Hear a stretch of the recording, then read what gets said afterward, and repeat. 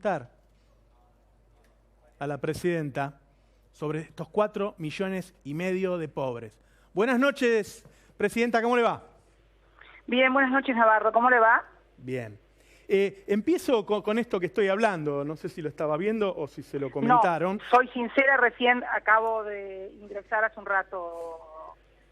Cuénteme algo, por favor. Y lo que estamos mostrando es datos del Instituto Gino Germani, de CEPA y de la Universidad Católica Argentina. Presidenta, 4,5 millones de pobres nuevos hasta mayo. En 6 meses de gobierno se generaron 4,5 millones de pobres. En general están hablando que pasó de 11 millones a 16 millones, una cosa así. Es un récord. En el primer semestre de 2002, después de la crisis de 2001, no se habían generado tanto. ¿Qué piensa? ¿Por qué ocurrió, Cristina? Bueno, mire, en principio resulta difícil y me resulta extraño hablar después de casi 7 meses de haber terminado mi mandato. Y siempre es difícil hablar, ¿no?, de las políticas del gobierno que lo sucedió a uno. Yo creo que estos nuevos pobres y además la situación en general de la sociedad es producto un poco de las políticas que se han venido aplicando. Ha habido una inmensa transferencia de ingresos de un sector, digamos, clase media, trabajadores, pequeños y medianos empresarios, a los sectores más concentrados de la economía, específicamente el sector primario concentrado y también el sector financiero. Es muy difícil que no se tengan estos resultados a partir de políticas donde, hubo un ajuste brutal e innecesario, a mi criterio, de tarifas, donde además se desfinanció al Estado con la eliminación de retenciones y además con el impacto que tuvo la eliminación de retenciones en determinadas cadenas productivas, como la cadena cárnica, como la cadena porcina, avícola, los tanderos. Es una cosa que en alguna oportunidad yo le había hablado con el actual presidente cuando él era jefe de gobierno de la ciudad y luego de las elecciones del 2013 me pidió una audiencia, me vino a ver y charló conmigo estas cosas y me planteaba que si yo quería pasar a la historia tenía que adoptar estas políticas de, por ejemplo, reducir un 5% de las retenciones a la soja, eliminar las retenciones de la carne, del trigo, del maíz. Y yo le decía que en realidad creía que ese desfinanciamiento del Estado no solamente iba a impactar también en los ingresos y recursos del Estado, sino que también iba a impactar en determinados sectores de la producción, ¿no? Y la producción primaria también, como es el caso de tambos, es el caso de porcinos, el caso de avícolas. Pero bueno, son ideas que obviamente están convencidos de que por ese es el camino y lo siguen adelante y creo que con los resultados que tenemos hoy, que obviamente los paga la sociedad, ¿no? Creo que estos datos, tampoco vamos a hacer un inventario de pobres, a ver si son 11, son 12, son 4. Lo cierto es que hay una notable nivel bajo, ha bajado el nivel de calidad de vida de la sociedad de los argentinos. Las facturas imposibles. En la Patagonia, por ejemplo, estamos esperando todavía las facturas de gas, no llegaron, pero estamos hablando de que aquí en provincia de Buenos Aires, gente que por allí pagaba 800 pesos de factura de gas, se fue a 7.000 pesos y gana 14.000 de salario. Entonces, realmente es muy impactante.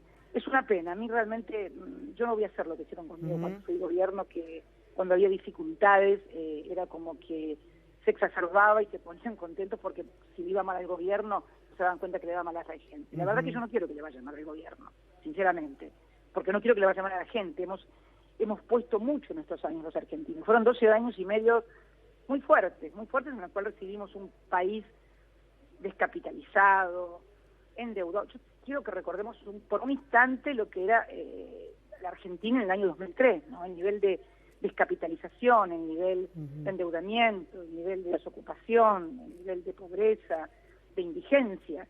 Y con todas las dificultades y con todos los aciertos y errores, entregamos un país capitalizado, entregamos un país con aerolíneas argentinas, con YPF, con aguas argentinas, con los recursos de los trabajadores administrados nuevamente por el Estado a través del ANSES, con un nivel de endeudamiento del más bajo que se recuerda en toda la historia.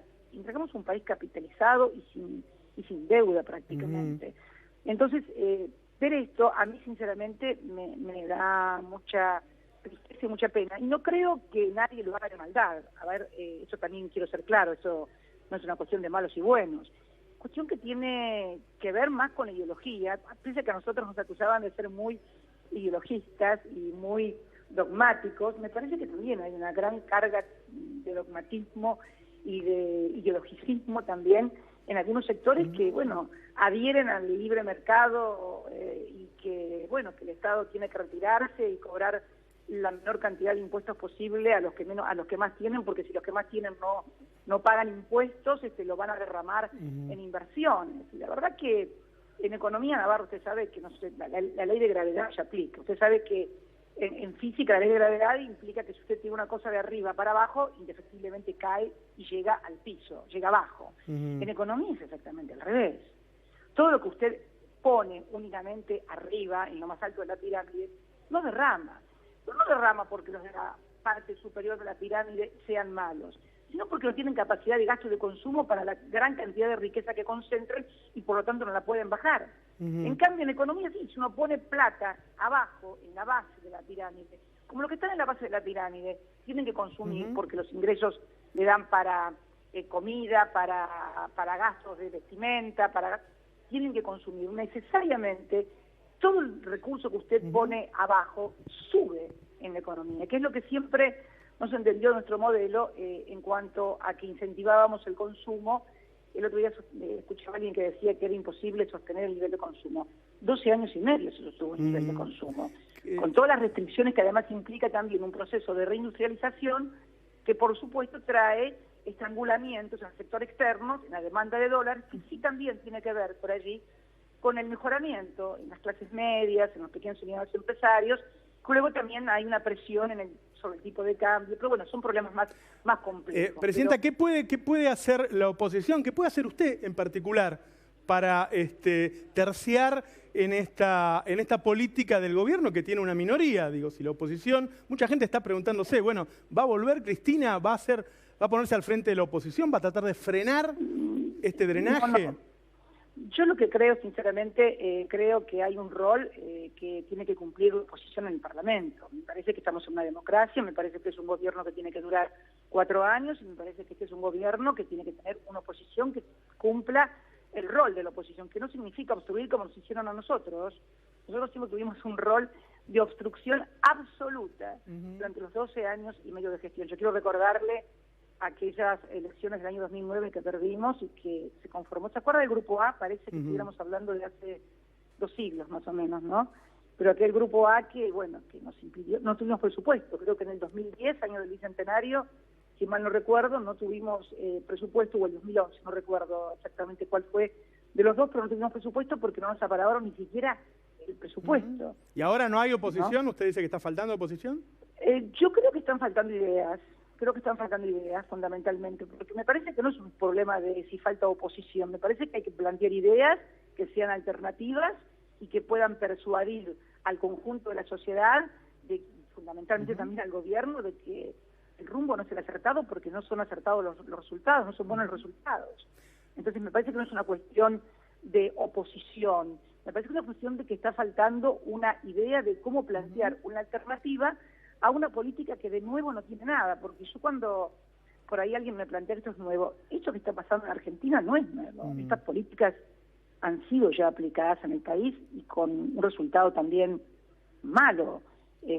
Hablo de una Argentina para muy pocos, una Argentina donde se concentra en el sector exportador, que hoy también yo creo que va a tener dificultades porque ya el tipo de cambio no está acorde con los costos de los insumos internos, con lo cual también va a haber desfasaje. No quiero entrar en demasiados tecnicismos económicos porque me parece que no es lo que usted seguramente quiere. A ver, pero usted vino acá por una notificación con Bonadío. La gente se pregunta si se va a quedar ahora, si va a cumplir ese rol. No vine por una notificación por Bonadío porque está apelada. Hemos apelado, pero ¿y entonces? Porque además, a ver, también Navarro, tengo vida personal, yo tengo una hija que vive acá en Buenos Aires. Que además cumple 26 años el próximo miércoles, tengo una nieta, tengo también que venir por cuestiones obviamente políticas, hablar con dirigentes, con compañeros, y fundamentalmente quería también tener una impresión de primerísima mano de de lo social. A mí me interesa mucho hablar con la gente, ver la cara de la gente, palpar la temperatura de la calle en el sentido, pero no digamos, a ver si está con menos bronca, sino yo veo a la gente triste. Eso me pareció por lo menos una primera percepción, ¿no?, que uno observa, y lo que le llega también de comentarios de muchos compatriotas, que son compañeros de partido o no son compañeros del espacio político, pero hay una percepción de que las cosas no están bien y no están funcionando bien. Y la verdad que no me pone contenta, al contrario, me pone un poco triste. ¿Sabe por qué? Porque pusimos mucho en estos 12 años y medio, pero muchísimo. A mí que me fue mi compañero en estos 12 años y medio además. Y la verdad que uno pensaba, más allá de que tenía la percepción de que podían revertirse algunas cosas, porque tenían ideas diferentes y demás, la verdad que no pensé que el deterioro fuera de esta manera y tan rápido y de tanto impacto sobre la calidad de vida de la gente, ¿no? El tarifazo, por ejemplo, ha sido monstruoso y realmente con un impacto no solamente en los ciudadanos en los usuarios residenciales, por así decirlo, en un trabajador, en un consumidor, sino también en pequeñas y medianas empresas, en los comercios, que no pueden hacer frente a los gastos de luz, de gas, de agua, en fin. Creo que son cuestiones que el gobierno debería replantearse, debería reverlas, porque me parece que a nadie quiere que le vaya mal, porque en definitiva nunca a los dirigentes políticos nunca les va mal, en definitiva. A la que le termina siempre yendo mal es a la sociedad, es a la gente, y sobre todo a los sectores más abajo, y en este caso también a los sectores medios, porque los sectores medios también que tuvieron un auge muy importante. Mucha gente dejó de ser, inclusive se transformó en clase media o media alta a partir de la gran movilidad social. Yo sí lo estaba escuchando recién en las últimas intervenciones suyas cuando hablaba del índice de Gini, por ejemplo, ¿no? De cómo modificamos nosotros el índice de Gini, que es el que mide la desigualdad y que es uno de los índices más difíciles de mover en economía porque es muy rígido, hay que trabajar mucho sobre la movilidad social y sobre los recursos, sobre los ingresos, para que realmente haya modificaciones importantes. Y hemos logrado una modificación muy importante. Por eso creo que la reflexión que me cabe, después de haber sido durante 8 años responsable de conducir los destinos del país, son estas, ¿no? Que creo que es realmente una pena. ¿Usted siente que es perseguida por los medios, por los jueces, por el gobierno? No, yo no siento, yo soy, no es una sensación térmica como la temperatura, es claro y es evidente.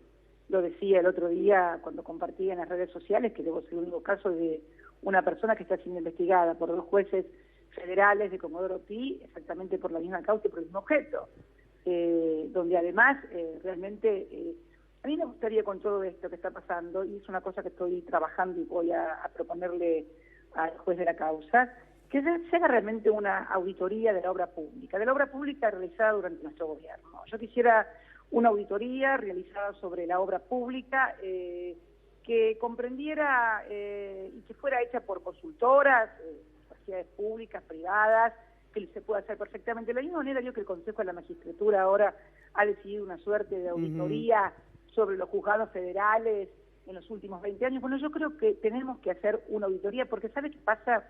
Esto de decir alegremente hay sobreprecios en la obra pública, o decir, por ejemplo, la mentira inventada de que a partir de que alguien le alquila a usted un inmueble, esa persona, porque es contratista del Estado, está usted pagando un sobreprecio en una obra pública a partir de contratos de inmuebles, realmente disparatado, nunca visto en el mundo. Estamos hablando de un plan de obra pública de miles de millones de dólares, ejecutados en una parte por el gobierno nacional en forma centralizada, licitado, adjudicado y ejecutado, y otra parte no menos importante, licitada, ejecutada y adjudicada por gobiernos provinciales y por intendentes, porque los recursos venían del mismo lado. Entonces me parece a mí que actuar con tanta liviandad y pensar que alguien a partir de un contrato de un inmueble puede recibir beneficios por sobreprecio de obra pública o no entiende nada, o realmente tiene una mala fe. En el caso de los Sauces y de Otesur, en donde hay alquileres con Lázaro Báez y con Cristóbal López,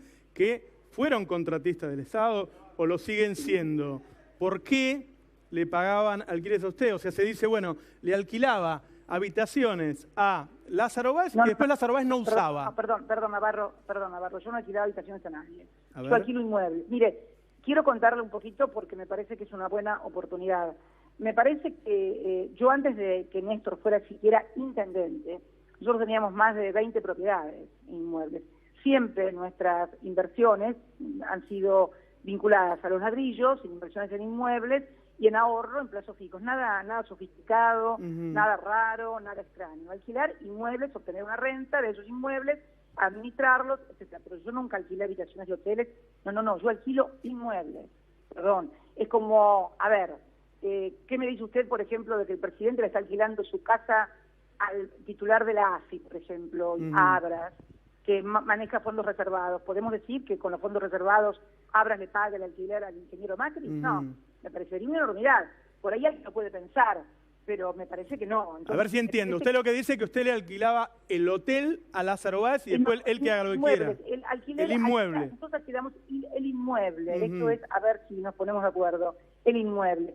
Pero además, me parece absurdo que cuando hablamos de contratos millonarios de la obra pública, precisamente que únicamente tendría actos de corrupción con dos contratistas que además no son de los más importantes de la obra pública que decidíamos. Me parece realmente que debería actuarse con mayor prudencia y además, ¿sabe qué? Comparar, en definitiva, eso que uno alquila, los valores, realmente con los montos de los contratos de la obra pública, que no tienen ningún punto de contacto, es casi irrisorio, es ridículo.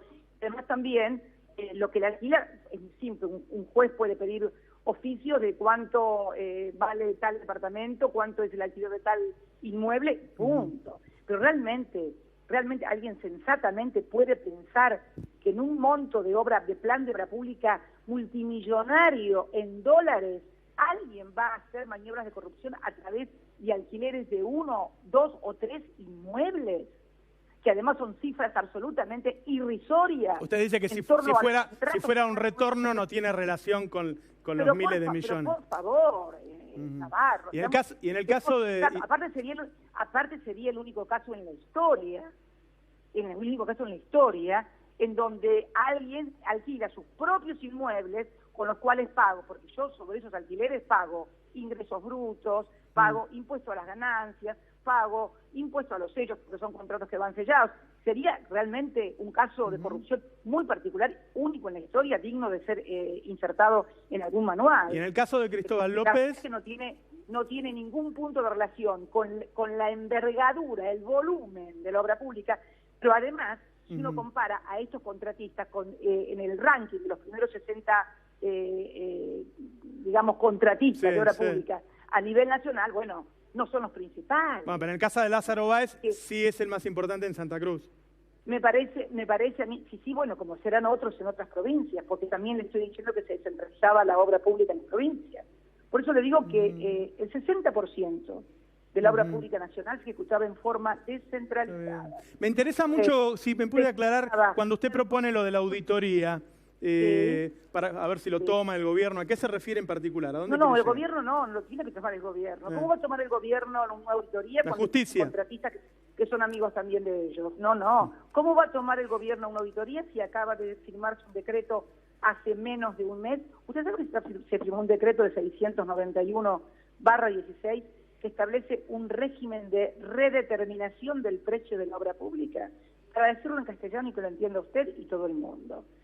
La obra pública, usted sabe que se va a redeterminar los precios porque cuando hay una obra pública un tiempo paralizada o hay procesos inflacionarios, evaluatorios, hay que ajustar los costos. O sea, todas las obras que quedaron pendientes, que estaban en ejecución, algunas con alguna deuda y demás, tienen que ser redeterminados los montos. Bueno, ¿cómo van a ser redeterminados esos montos? Bueno, con este decreto 619 donde se fija un régimen de determinación.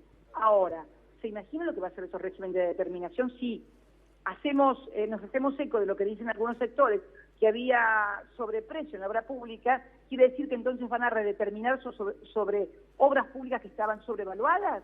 Me parece que a partir de las acusaciones que hay y a partir de las decisiones que ha tomado el gobierno en cuanto a redeterminación de obra pública, lo que hay que hacer es una auditoría de corte para determinar exactamente si hubo sobreprecios en toda la obra pública, cómo se fijó ese sobreprecio y quiénes fueron los beneficiarios de ese sobreprecio, si realmente se quiere saber. Ahora, si se quiere hacer una casa de brujas contra Juan, Pedro, José y Diego, bueno, sigamos así. Pero ¿sabe qué? Me parece que no, porque es muy evidente y es muy grosero. Es más, hace unos días vi que el Gobierno Nacional le ha asignado a través de un DNU una importantísima partida en miles de millones de pesos para el soterramiento del Sarmiento. El soterramiento del Sarmiento fue licitado durante nuestras gestiones. Y una de las condiciones de quien ganaba la licitación era que tenía que traer financiamiento para realizarlo. Hubo una UTE en la cual intervino una importantísima empresa que era la tercera contratista del Estado y que no es precisamente ni amigo mío, ni tiene ningún contrato de alquiler conmigo, sino que es primo hermano del presidente, junto con otras empresas de origen brasilero. No se consiguió nunca que pusieran el dinero del financiamiento y por eso la obra se demoraba. Ahora se le otorgó, sin llamar a una nueva licitación, financiamiento del Estado Nacional, cuando las condiciones de la licitación establecían que tenían que ser sí o sí con financiamiento externo. ¿Cómo se va a determinar esta obra, el precio de esta obra? Pregunto yo. Una obra que fue licitada hace muchos años y a la cual ahora se le han asignado miles de millones de pesos. Por eso creo que urge a la transparencia, ya que están, algunos dicen, tan preocupados por la transparencia, de hacer realmente una auditoría de la obra pública. Se puede hacer perfectamente, porque si alguien puede decir que hay un sobreprecio es porque sabe el método de cómo determinar ese sobreprecio y cómo analizarlo. Si no, es simplemente un difamador profesional. Así que creo que... Usted lo conoció, lo conoció desde Santa Cruz, tengo entendido, a José López. ¿Usted tiene alguna teoría de qué se trata? O sea, apareció el secretario de Obras Públicas de su gobierno, que estuvo durante los 12 años tirando bolsos de dinero por arriba de un paredón. ¿Debe tener usted algún diagnóstico de qué se trató eso? Mira, yo creo que lo dije y lo comparé con una trompada en el estómago, y también dije que palabras tales como repudio, rechazo, indignación y todas las cosas que se te puedan ocurrir no alcanzan para definir lo que uno siente frente a eso. Pero precisamente también ese hecho es un coadyuvante a hacer urgentemente esta auditoría. Hoy leí también, o ayer leí, que la casa en la cual aparentemente el exsecretario tenía el dinero pertenecía a una empresa, Farallón, creo, no sé, no la conozco, me suena mucho, no la conozco, donde decían que había hecho también emprendimientos de Procrear en San Nicolás, en Tigre, que está, bueno, te comento que Procrear no estaba en la órbita de la Secretaría de Obras Públicas, por ejemplo. Procrear era ANSES y un representante del Ministerio de Planificación y otro representante del Ministerio de Economía que participaban en lo que era la obra de Procrear, pero sí también sé que esa empresa había formado parte de una UTE junto con Nicolás Caputo en la construcción del emblemático Museo de las Malvinas. Creo que también lo informa esto el diario. Me parece que todas estas cosas ameritan que haya una claridad absoluta sobre qué pasó exactamente y que podamos determinar las cosas, porque si no, esto de señalar a Juan, Pedro, José, a mí no, y disculpame que el José sea parecido a José López, pero me parece definitivamente que lo que hay que hacer es una auditoría y no es una cuestión de que se puede, sino que se debe hacer, para dejar claramente establecido qué fue lo que pasó y si realmente hubo sobreprecios en la obra pública y las cosas que dicen. Porque también te digo que al cabo de estos 12 años y medio logramos recuperar aerolíneas argentinas, los ferrocarriles, logramos recuperar IPF, los recursos de los trabajadores, nos desendeudamos en términos de capitalización del país, en términos de dar patrimonio al país, no sacarle patrimonio al país, como alguien había repetido el otro día, no sé, robaron un PBI, pero por Dios, nunca ningún gobierno en las últimas décadas ha dejado un país con el grado de capitalización que lo dejamos nosotros, concretamente, con el más bajo nivel de endeudamiento. Eso también es capitalización, porque si ahora te podés endeudar, si ahora te prestan y te podés endeudar, es porque no tenías deuda. Lo dejamos con YPF, una de las 2.000 empresas más grandes del mundo, Navarro, que antes nos habían desapoderado de ese patrimonio. Lo volvimos a recuperar y lo pusimos en funcionamiento. Aguas Argentinas, esa que hoy le está cobrando facturas de no sé cuánto a la gente, bueno, la recuperamos, hicimos las obras de saneamiento y de cloacas y de conexión de agua más importantes de las que se tenga en memoria en las últimas décadas. Además recuperamos nada más ni nada menos que los recursos de los trabajadores, la administración de las AFJP, que se habían llevado $12.000 millones de comisiones, lo que nos permitió hacer la asignación universal por hijo, el Procrear, el Plan Progresar y además mejorar las jubilaciones. Las jubilaciones que estaban, cuando nosotros empezamos, Navarro, eran de 200 pesos y hacía 16 años que estaban congeladas. Congeladas. A los jubilados nadie se aumentaba un peso. Hicimos una gente que no cobraba y que no iba a cobrar nunca porque se había caído el aparato productivo o porque no le habían hecho los aportes. Incluimos a millones, la mitad prácticamente de los que hoy cobran una pensión, una jubilación, es por las moratorias previsionales, que contribuyeron también a generar recursos para alimentar el CIPA, que es lo que yo te decía, el consumo, el gente que gaste y que mueva la rueda económica. Dejamos un país con un gran capital, con sindicatos que, más allá de las críticas, más allá de las diferencias, más allá de las huelgas que nos hicieron por ganancias, siempre pudieron arreglar paritarias por encima de la inflación, muy por encima de la inflación. Hoy todos han cerrado las paritarias, todos los gremios han cerrado las paritarias muy, pero muy por debajo de la inflación, no solamente en términos nominales, sino además lo hicieron en cuotas, algunos que van hasta enero del año que viene, cuando además han tenido unos tarifazos brutales los trabajadores, las empresas, la clase media, etcétera. O sea, a ver, yo puedo tener todo el aparato mediático a mi favor, puedo tener todos los jueces persiguiendo y estigmatizando como si perteneciera al gobierno que tuvo la responsabilidad de conducir el país de 2013 a 2015, haya venido únicamente a cometer delitos. Parece ser que el único acto lícito, limpio y transparente que tuvo este gobierno del 2003 al 2015 fue haber aprobado la fusión de Cablevisión y Multicanal. Salvo eso, que no está cuestionado por supuesto por nadie, mucho menos por el monopolio, todo lo demás se hizo mal.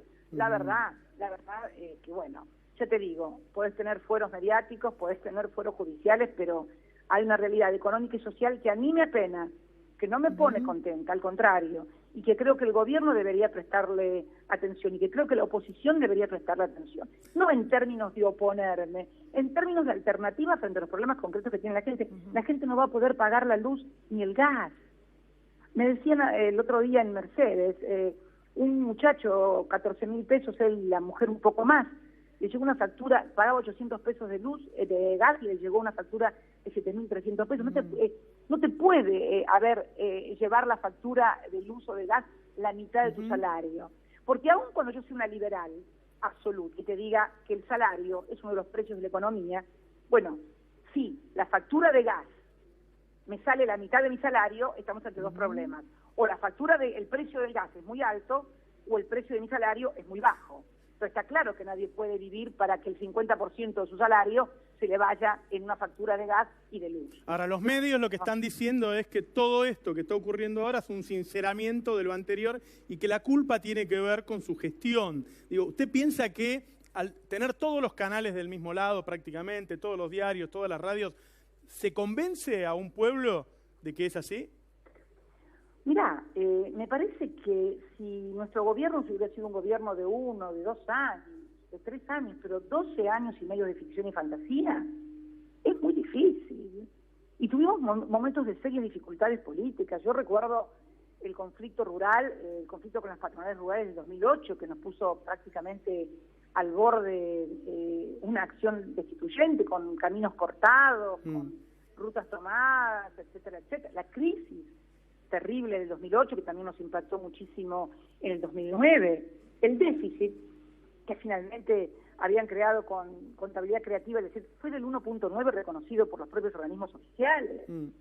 Una cosa absolutamente manejable, porque no puedes, yo creo que fue una suerte de crisis inducida o provocada. No sé si porque alguno cree que a partir de la teoría del shock puede aplicar las ideas que le quería comentar, o realmente porque estaban convencidos de que había que hacer estas cosas para corregir no sé qué rumbo. Bueno, sí, tenían todo el derecho a creer que había que corregir el rumbo. Ahora, me parece que no lo están haciendo en la dirección, por lo menos, que beneficie a la mayor cantidad de gente posible. No estamos hablando ya solamente de los sectores informales de la economía, de los sectores asalariados, de las clases medias. Estamos hablando de los pequeños y medianos empresarios, que tampoco pueden hacer frente al pago de los servicios, o que ya están también con una fuerte competencia en materia de importación de productos.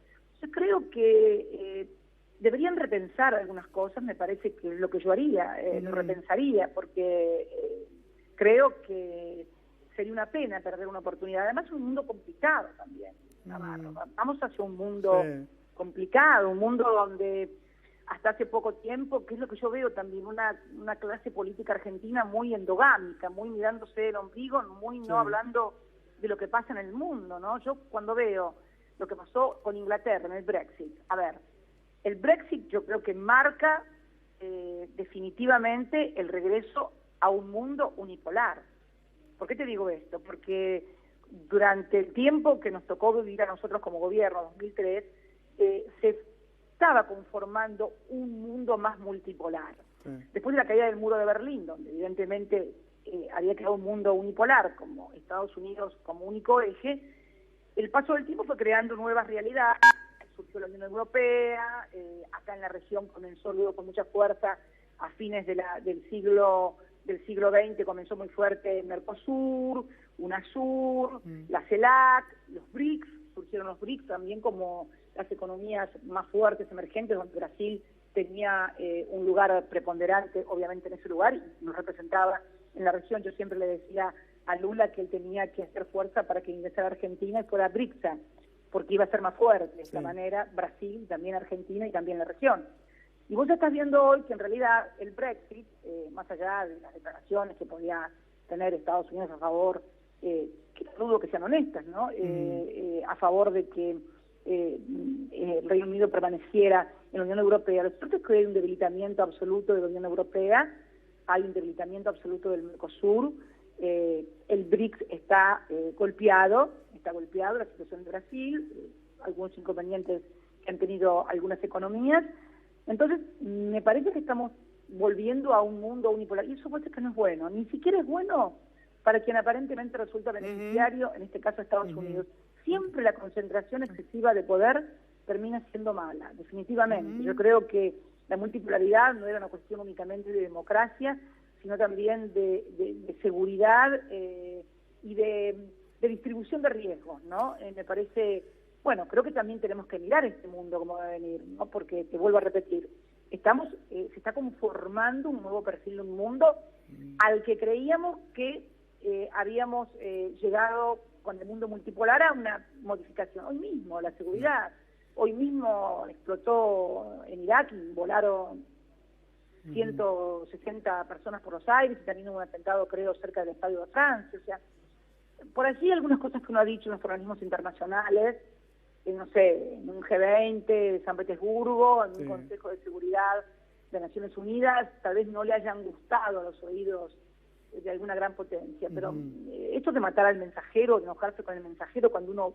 ve lo que está pasando y tiene una percepción. Yo me acuerdo de la percepción que tuve de la primavera árabe, donde todos planteaban que la primavera árabe había llegado y que entonces iban a terminar esas culturas de extrema religión o de los estados, digamos, teocráticos, etcétera, etcétera, y resulta ser que la revolución o la primavera árabe resultó finalmente terrible, fiasco. Mira lo que está pasando con el ISIS, esos grupos terroristas. Entonces, me parece a mí que hay que tener una mirada sobre todo eso y decir a todo que sí, para quedar bien, y bueno, sí, podés quedar bien. Y la región, y la región, Presidenta, lo que está pasando con Dilma, digo, ¿piensa que se va a derechizar la región? Mira, lo que está pasando con Dilma es una consecuencia de esto que te estaba diciendo antes. Yo creo que han surgido, es muy claro, es muy parecido Brasil, Argentina, el surgimiento de un partido judicial, de un partido mediático muy fuerte. Esto no creamos que es una originalidad argentina ni brasilera, son cosas enlatadas. Si vos ves las movilizaciones, las consignas, los ejes discursivos y mediáticos sobre lo que giraba el ataque a nuestro gobierno, sobre los ataques que gira al gobierno de Brasil, lo que pasó con Evo Morales en Bolivia, es muy similar, inclusive se ven personajes similares en uno y otro lado, ¿no? Con distintos nombres, con distintos modismos propios de cada país, pero me parece que es un modelo de intervención en la región. Es un modelo de intervención que tiene que ver, a mi criterio, mi interpretación, con que tal vez el hecho de que hayamos abierto nuestras economías a otras latitudes, no sé, a la República Popular China o a la Federación Rusa, en una región que normalmente se consideró como un reservorio cuasi propio de energía, acuífero, de materias primas, de alimentos, fue visto por algunos como una suerte, digamos, de desafío muy grande, sobre todo para aquellas potencias que piensan no en las próximas elecciones parlamentarias, sino cómo va a estar su país en los próximos 60 años, que está muy bien que sea así, porque yo creo que todo país debería tener una concepción estratégica de verse no quién va a ser el próximo gobierno, o quién va a ganar la próxima parlamentaria, o quién va a ser el próximo gobernador o presidente, sino qué va a hacer del país en los próximos 10, 20, 30, 40 años. Bueno, hay gente en el mundo que piensa esas cosas. No son muchos, no son muchos. El problema es cuando esos intereses estratégicos en su visión de desarrollo y de supervivencia lo creen o confrontan y piensan que el desarrollo de los países que están en una región que les parece que es propia puede ser atentatorio contra el desarrollo de su propia economía o de su propio interés como potencia geoestratégico, ¿no? O sea, son cosas que hay que pensarlas y mirarlas porque... ¿Y Macri en la Alianza del Pacífico en Chile entrando a esa alianza?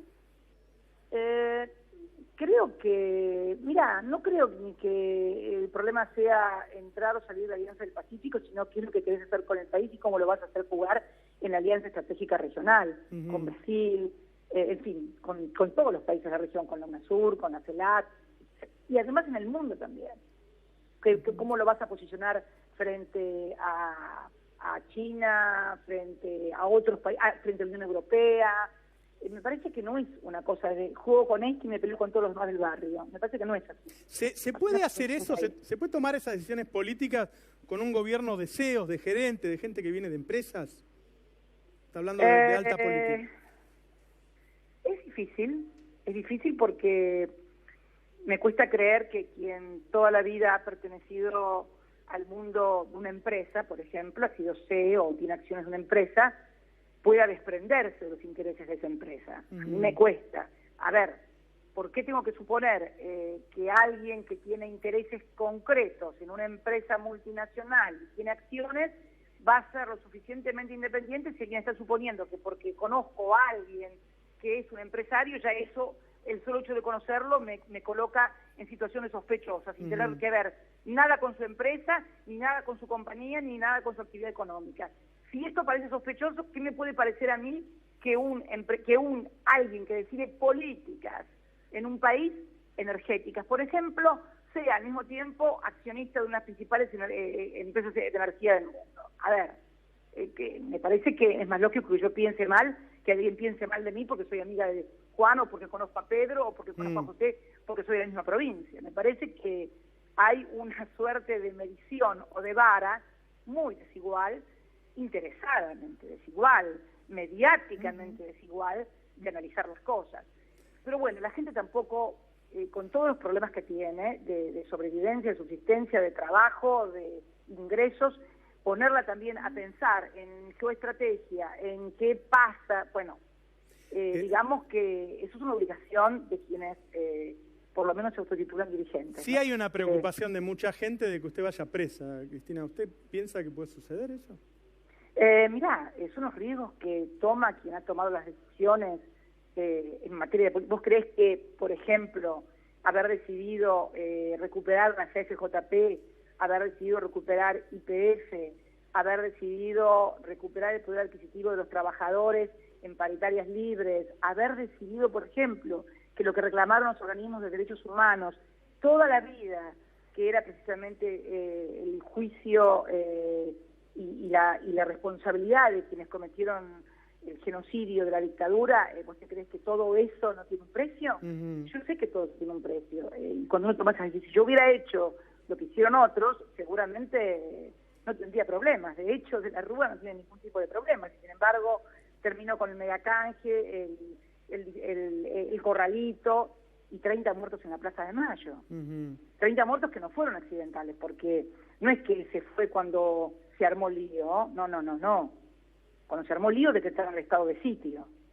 Yo estaba en el Congreso cuando nos notificaron que habían firmado el estado de sitio. Estaba en el Congreso sentada como senadora cuando empezó la represión en Plaza de Mayo, 19 y 20 de diciembre, perdón.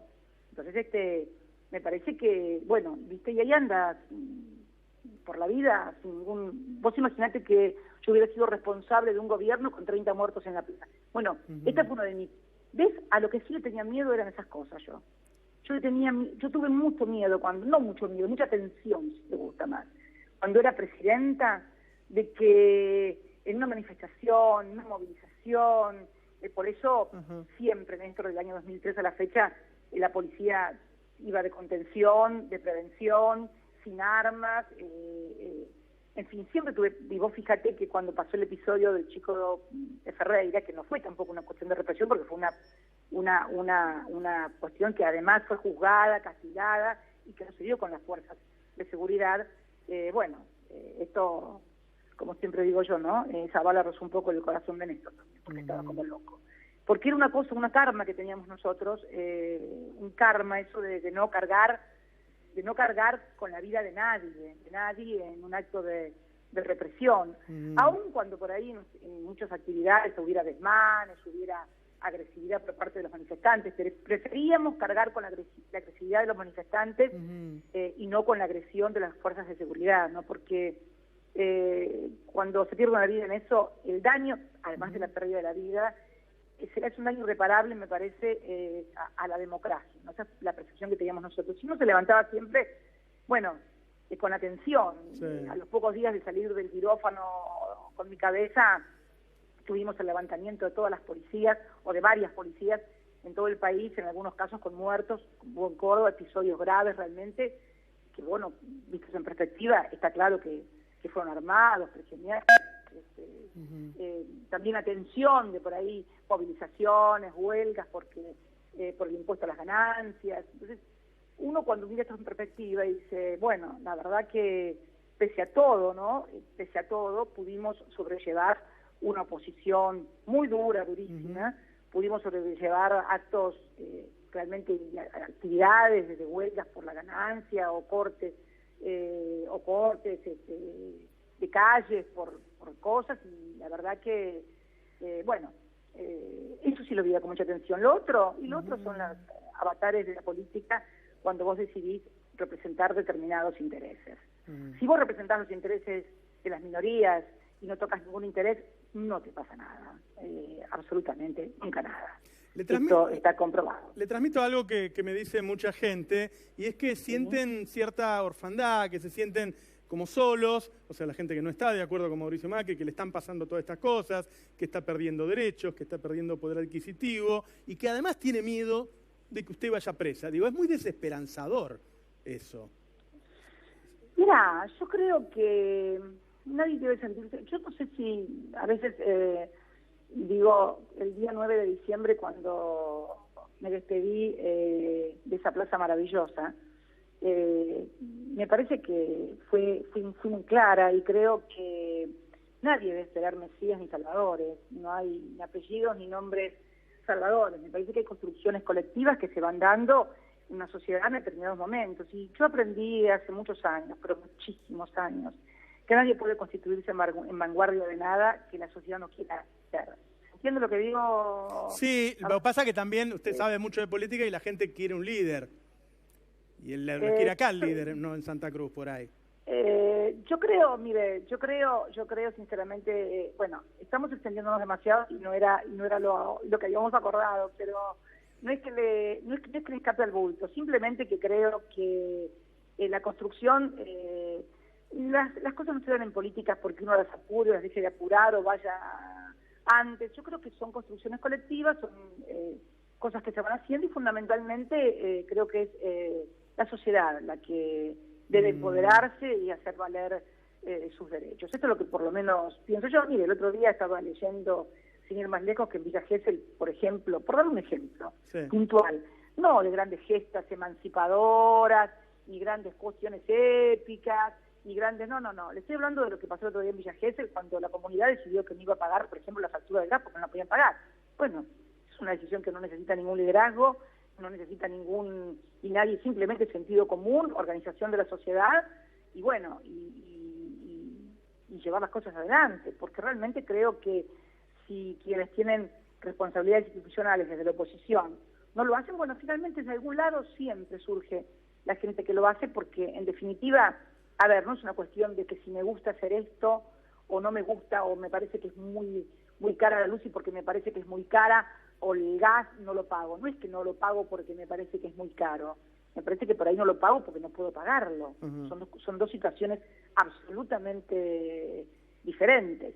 Y me parece que la gente sin calefacción no puede vivir, por ejemplo. Aparte creo que se toman decisiones sin conocer exactamente el país. Por ejemplo, yo no estoy en Buenos Aires, pero en mi casa de Santa Cruz la calefacción sigue encendida. ¿Sabés por qué tiene que seguir encendida la calefacción? Idea. Porque las temperaturas son bajo cero. Y aunque vos no estés en tu casa, si no tenés la calefacción encendida, se te congelan las cañerías y se te revientan las cañerías en tu casa. Vos sabés que, por ejemplo, en Santa Cruz, en pleno invierno, cuando tenés temperaturas bajo cero, tenés que dejar corriendo el hilo del agua para que no se te congele en la cañería el agua. ¿Sabés que los tanques de agua no son como los que vos ves ahora cuando vas a los barrios acá en Capital Federal o en Gran Buenos Aires, que ves el tanquecito arriba de la casa? Vos en el sur no vas a ver ningún tanque, están todos en el entretecho los tanques. ¿Por qué están en el entretecho? Porque reciben el calor de la calefacción para no congelarse el agua en el tanque. Con lo cual vos tenés que dejar la calefacción en tu casa, no por ahí como cuando estás vos, que la tenés más calientita porque no te morís de frío, y no porque estés en remera, porque estoy en suéter adentro de mi casa, sino porque realmente necesita tener una temperatura ambiente, porque afuera hay 4, 5, 6 o 7 grados bajo cero, entonces necesitas tener adentro una calefacción por sobre cero para que no se te congelen las cañerías. Yo te cuento una anécdota. En el año 82, y cuando termine me despido, por favor. En el año 82, lo recuerdo muy bien porque fue el año del obtenimiento de la actividad política después de Malvinas, y habíamos salido a afiliar muy fuerte, y tuvimos un invierno muy duro. Yo tuve un accidente, inclusive, porque tenía un escarche, casi me mato en el auto, y me acuerdo que se congeló la cañería abajo del pavimento, la cañería que ingresaba a mi casa. La casa que ahora vive Máximo, es una casa que era donde vivíamos nosotros antes de irnos a la gobernación, bueno, la casa que ahora vive Máximo, que la amplió y la modificó, esa misma casa se quedó sin agua porque abajo estaba el frío y la cañería no estaba a unos 20 centímetros abajo del pavimento, que se nos congeló y hubo que picar el pavimento. ¿Escuchás lo que te estoy diciendo? Tuvimos que picar el pavimento para descongelar la cañería porque nos habíamos quedado sin agua, aún con calefacción dentro de la casa, de las bajísimas temperaturas que teníamos afuera. Ahora, si vos todavía viviste en Capital Federal y el único lugar con nieve que conoces es cuando vas a esquiar, bueno, entonces es probable que creas, y esta gente, pero por favor, si te pones un buen suéter, te pones frente al hogar un chocolate caliente, entras en calor enseguida. Pero cuando vos no vas a la nieve porque vas a esquiar, sino porque vivís en medio de la nieve, bueno, la cosa es distinta. La cosa es distinta. Es una cuestión de timing, es una cuestión también de conocer, de saber, de haber vivido. Me parece que no es tan complejo después de todo, ¿no, Navarro? Pero digo, para no dejar un mensaje tan desesperanzador. No más, no más. ¿La gente va a estar mal? Digo, no hay una posibilidad de que cambie el gobierno y haga otra cosa. ¿Qué es eso? Mira, las esperanzas siempre es lo último que se debe perder. Y es lo último que un dirigente, cualquiera sea el lugar que ocupa, debe perder, porque me parece que es la obligación de todo dirigente alentar a la gente y darle esperanza. Yo le dije alguna vez, cuando alguien me dijo en un programa de televisión hace muchísimo tiempo que él era escéptico y no creía, y que él como intelectual tenía el derecho de no creer y de dudar y de no tener esperanza. Bueno, yo dije, bueno, mire, usted tendrá el derecho como intelectual, pero ¿sabe qué? Yo hago política, yo tengo David Viñas. de leer, de pensar. Sí, creo que fue él, creo que fue un programa de cambiar, de que se puede cambiar y que se pueden hacer las cosas. Y bueno, ¿por qué no podemos tal vez pensar que cambiemos pueda cambiar? Cristina, muchas gracias por este reportaje. Gracias, buenas noches. Buenas noches. Bueno, fue Cristina Fernández en el primer reportaje que da desde que se fue de la Casa Rosada y en uno de los pocos reportajes, la verdad, que ha dado la presidenta mandato cumplido Cristina Fernández. Digo, a ver, ahora está Víctor Hugo Morales esperándome, enorme gentileza de venir a acompañarme en una noche como esta y vamos a analizar lo que dijo la presidenta. Digo, en principio, recordemos que pidió una auditoría de toda la obra pública en Argentina de todos los últimos tiempos. Es decir, le está pidiendo a la justicia, bueno, ustedes dicen que yo tuve algo que ver con esto, auditen toda la obra pública. Hizo una comparación interesante entre los supuestos retornos por alquileres de hoteles y qué sé yo, y el tamaño de la obra pública de 10 o 12 años, que fueron como 200.000 millones de dólares, que por ahí sirve para sacar alguna conclusión, decir, bueno, si hiciste obra pública por 200.000 millones de dólares y me dieron 2 millones de dólares, no parece razonable, no parece un retorno. Digo, habló de incapacidades, dijo, bueno, no es que sean malos, tienen esa idea, ¿sí? Y se refirió de esa manera al gobierno de Mauricio Macri. Digo, en un minuto tenemos que ir a una tanda porque si no el director me va a matar. En un minuto vamos con Víctor Hugo Morales. Vamos a ver algunas de las principales cosas que dijo Cristina Fernández.